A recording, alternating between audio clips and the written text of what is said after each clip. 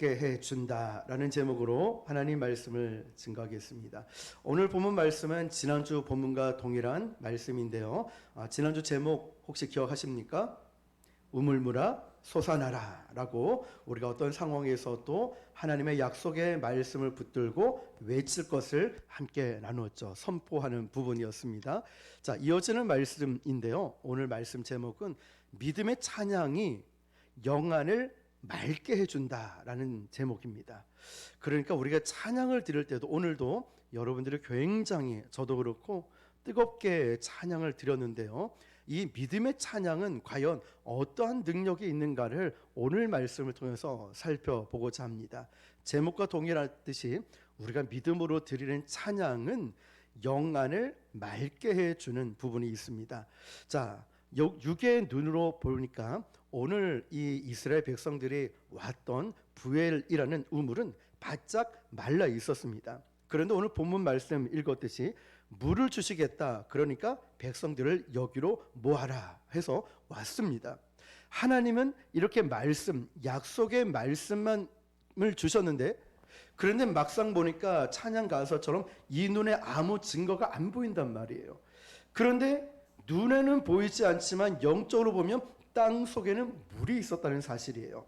이미 하나님의 약속의 말씀이 있었기 때문에 부엘로 이스라엘 백성들이 왔고, 그때쯤 땅 밑으로 이스라엘 백성들은 알지 못했지만 수십 톤의 거대한 지하수들이 모여들고 있었습니다.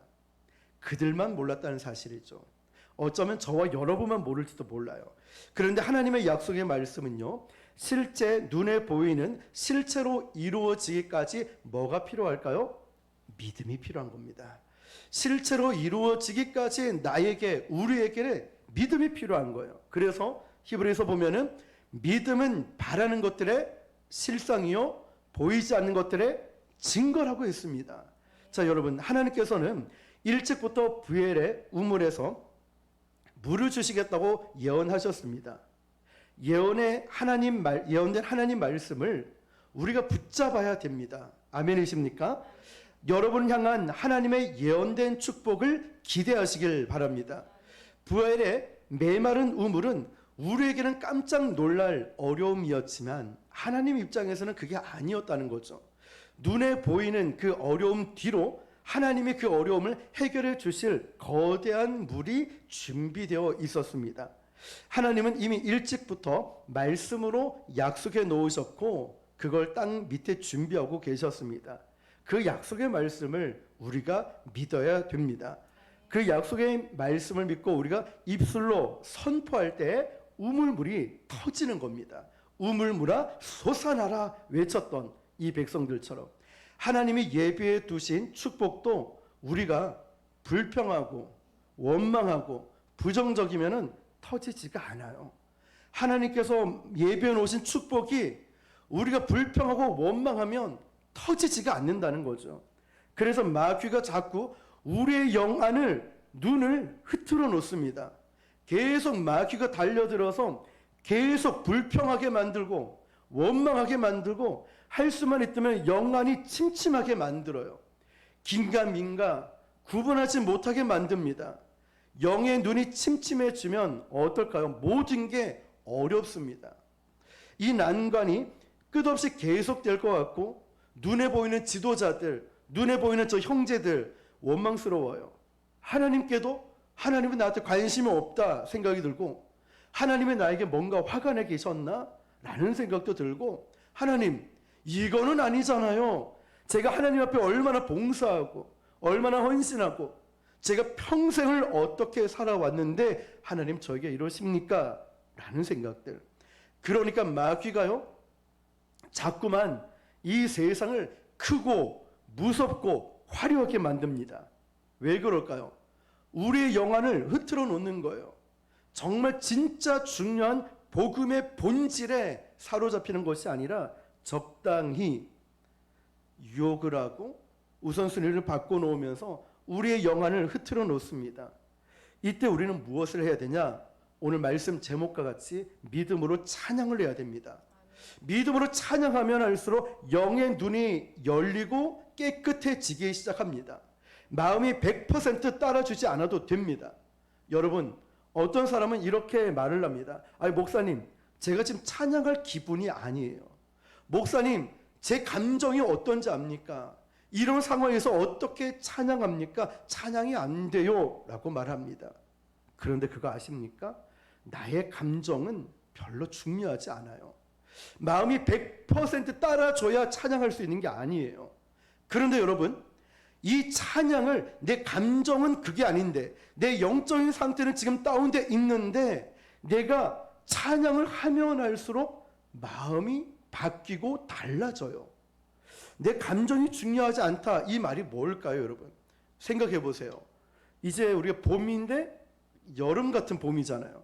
그런데 겨울에 어떻습니까? 어우, 추워서 운동 못 하겠다라고 하지요. 그런데 추우니까 운동을 해야 돼요. 추워서 춥지만 나와서 열심히 뛰고 운동하는데 몸에 뭐가 생겨요? 열이 생기죠. 내가 몸 상태는 그게 아닌데 뛰다 보니까 열이 생기고 땀이 나기 시작하는 거죠. 마찬가지예요. 나의 감정 상태는, 나의 마음의 상태는 지금 많이 다운되어 있고 힘들고 어려운데 마음이 따라가진 않지만 믿음으로 찬양하기 시작하니까 우리의 영에서 열이 나기 시작하는 거예요. 성령의 감동이 막 오기 시작하는 거예요.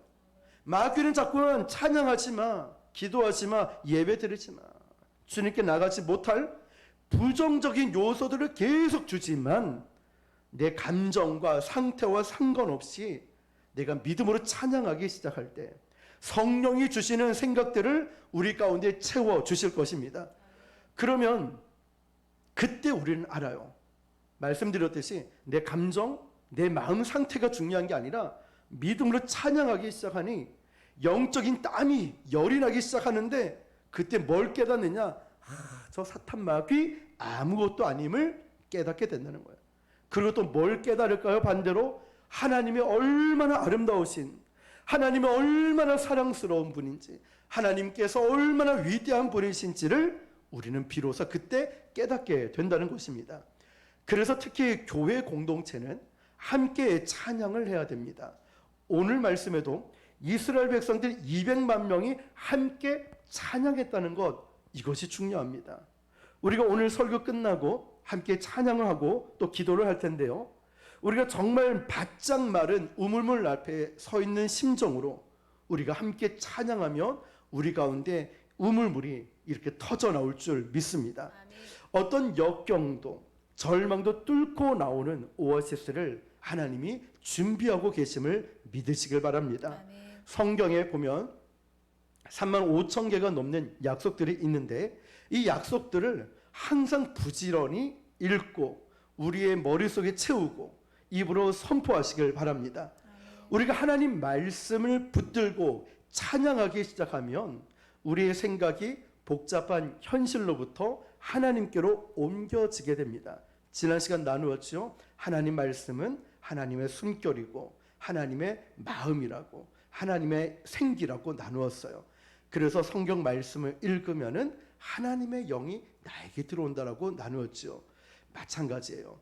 우리가 복잡하고 힘들고 어려우면 어려울수록 하나님을 말씀을 붙잡고 찬양하기 시작하니 나의 모든 것이 하나님께로 향하게 되는 것이죠. 아멘. 그러면 여러분 아시죠? 기도하시는 분은 아실 거예요. 우리가 그 복잡하고 힘든 상황이지만 기도를 딱 하기 시작할 때 생각이 굉장히 단순해져요. 편안해집니다. 불만과 우울증, 불면증이 있는 것은 지금 생각이 너무 복잡하다는 거예요. 마귀가 여러분의 생각을 너무 복잡하게 만들어요. 생각이 복잡한 사람은 가슴에 열병이 많고 스트레스가 많고 우울증이 생겨요. 그런데 여러분, 그때 찬양을 하면서 우리의 문제로부터 이 모든 것을, 이 모든 시선을 찬양을 하면은 자연스럽게 시선이 하나님께로 가게 돼요. 내 문제를 해결해 주시는 하나님께로 가요. 기도는 잘 안 될 수가 있거든요. 그런데 입술로 찬양을 하다 보니까 생각, 마음, 행동 모든 것이 하나님을 바라보게 됩니다. 찬양은 그렇습니다. 시선을 나에게로부터 눈을 들어 주님을 바라보게 만드는 것이 찬양입니다.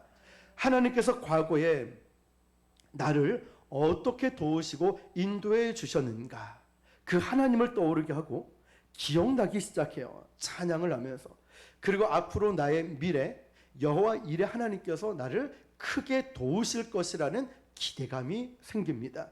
그 밀려오는 기대감을 가슴을 안고 있다 보니 우리의 믿음이 성장하기 시작합니다. 그런데 여러분, 우리가 더 많이 찬양하면 할수록 우리 앞에 직면한 그 거대한 문제덩어리, 그 거대한 산 같은 것이 그 앞에 다 깎여져 내려가는 것을 우리는 체험하게 될 것입니다. 그래서 중요한 것은 기도하는 거죠. 이렇게 찬양하면서 기도하는 것이 얼마나 중요한지 모릅니다. 민수기 21장 우리 18절 말씀을 같이 읽어보겠습니다. 시작. 이 우물은 지휘관들이 팠고 백성의 기인들이 규와 지팡이로 판 것이로다 하였더라. 그들은 광야에서 마따나에 이르렀고. 아멘. 아멘. 메마른 우물 부엘 앞에서 그들이 팔짱을 끼고 아무것도 안 하고 오로지 찬양만 했다? 아니에요.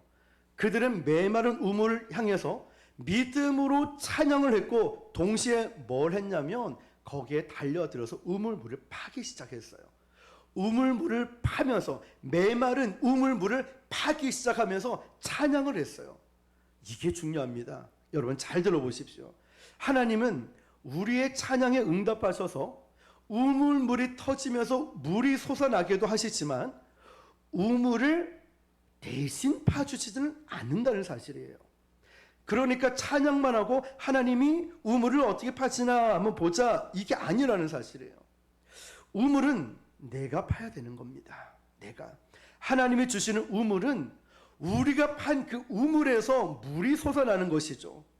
결코 영적으로 나태하는 자에게는 믿음의 열매를 먹을 수가 없습니다. 학생은 찬양하면서 공부해야 되고 직장인도 열심히 일을 하면서 찬양을 해야 됩니다. 그런데 오늘 말씀을 보니까 특히 지도자의 역할이 중요한데요. 우물을 판 사람들이 여기 성경 보니까 지휘관들이었고 백성들 중에 귀인들이라고 했어요. 지도층을 말하는 거죠. 그런데 이 지도층들은요, 하인들 머슴을 시키지 않고 참 감동이 되는 게 지도자들이 자기가 먼저 달려들어서 땅을 팠습니다. 무엇으로 팠을까요? 지팡이로 팠어요. 규와 지팡이로 되어 있죠. 여러분 한번 생각해 보세요. 지도자들이 오히려 하인이나 머슴이면 더 잘 팔 수 있겠죠? 그런데 그가 갖고 있는 것은 지팡이였어요. 먼저 달려들어서 믿음의 반응을 보였죠? 믿음으로 행동을 합니다. 찬양을 하면서, 그러면서 땅을 파는데 무엇으로 파요? 지팡이로 팠어요. 여러분, 삽이 있는 것도 아니고 곡괭이가 있는 것도 아니에요. 지팡이에요. 땅이 잘 파졌을까요? 안 파졌겠죠. 그런데 영적인 리더는 이런 것입니다. 땀이 뻘뻘 흘려내렸을 거예요. 아마 지팡이로 이렇게 파다 보니 온몸에 막 욱신거렸을 거예요. 그게 영적 리더의 자리입니다. 교회에서도 여러분, 직분을 받는다는 것은 특권의 자리가 아니라 책임지는 자리예요. 아멘. 특권이 아니라 책임의 자리.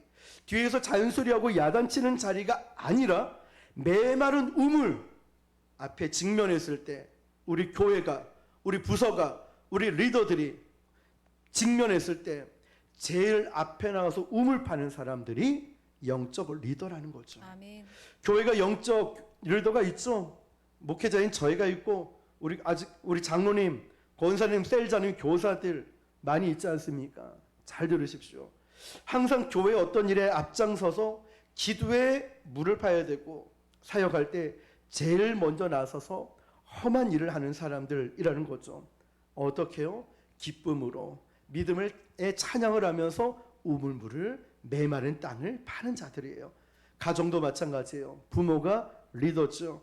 부모가 그렇게 해야 되듯이 우리가 먼저 나서서 찬양하고 먼저 우물을 파면 나머지 사람들도 도전을 받겠죠. 오늘 본문 보니까요, 그들이 얼마나 오랫동안 우물을 팠는지 언급되지는 않지만 이 당시 배경을 보면 팔레스타인의 지하수를 파는데 보통 10m에서 20m를 팠다고 합니다. 그러니까 릴레이로 돌아가면서 얼마나 그 지팡이로 열심히 팠겠습니까? 힘들겠지만 믿음이 있기 때문에 하나님이 주신 약속의 말씀을 붙들고 메마른 그 우물을 절망하지 않고 지도자들은 계속 땅을 팠어요. 여러분, 응답이 미루어지는 시간, 왜 빨리 응답이 되지 않을까? 왜 기도 응답이 되지 않고 왜 나타나지 않을까? 힘들었을 거예요. 그렇지만 그들은 다 같이 찬양을 했어요. 시간이 걸리면서 포기하고 싶을 때도 있었겠죠. 그들은 자리를 바꿔가면서 앞장서서 우물을 파고 서로 다독이고 격려했습니다. 리더들이 그렇게 모범을 보이니까 당연히 백성들도 따라갔겠죠. 그들도 함께 믿음으로 찬양하고 함께 우물을 파면서 그들은 거룩한 팀워크를 만들었습니다. 그리고 마침내 약속된 축복의 물줄기가 터졌습니다. 저는 이스라엘 백성들이 우물물을 파기 전에도 찬양하고 우물을 파면서도 찬양하고 우물을 판 뒤에도 찬양했을 거라 믿습니다. 우리도 그래야 됩니다. 이것이 승리와 기적을 체험한 하나님의 백성들의 태도입니다. 자, 이 믿음의 찬양은요, 어떤 특징이 있냐면 영적 전쟁에서 마귀를 도망가게 만들어요. 오늘 14절 말씀 보니까 여호와의 전쟁기라는 말이 있어요. 이게 뭐냐면 전쟁을 기록한 말이에요. 자, 그런데 여기 처음 등장했던 것이 의미가 있는데요. 이 말이 언급되고 나서 바로 몇 절 뒤에 보면 우물물을 찬양하면서 파는 사건이 나옵니다. 영적인 전쟁에서 찬양이 얼마나 중요한가, 바로 이 부분을 보여주는 거죠. 우리가 영적 전쟁을 승리하기 위해서는 첫 번째는 무엇을 가져야 될까요?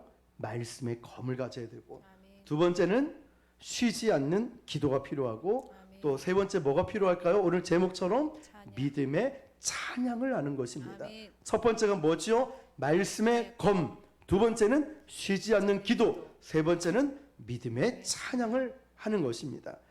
불평과 원망이 아닌 믿음의 찬양을 하면 우리의 시선이 이 땅에 머무는 것이 아니라 천국을 향해 가고 마귀가 아닌 하나님을 향하게 됩니다.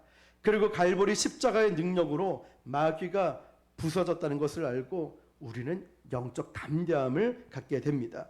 그래서 하나님의 백성들은요, 함께 예수님을 찬양하고 불평과 원망하지 않고 같이 찬양하며 전진하면 그 안에 영적 전쟁의 기류가 바뀌어요. 마찬가지로 우리도 교회의 영적 기류가 바뀌게 될 줄 믿습니다.